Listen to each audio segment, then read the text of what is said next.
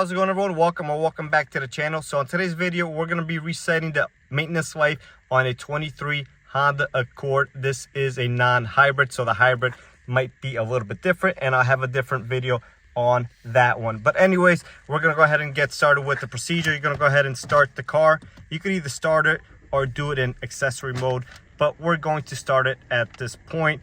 And as you can see, nothing's displayed. So you're going to use the scroller right over here on the right of the steering wheel. You're going to scroll down, and there we are. Maintenance is due. So we're going to go ahead once again, and we're going to scroll up this time. Up or down works, but up you get to the maintenance life quicker. So we're going to go ahead and press and hold this.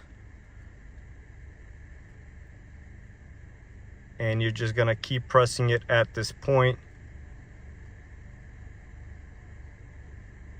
All right, now you're going to release it. As you can see, you have maintenance reset for A and cancel right underneath it. So now you can use the scroller to do either all due items or pick an individual item only. So we're going to do all due items at this point. And you're going to go ahead and press down on the wheel. And maintenance is reset. And there you go. It is at 100% oil life at this point.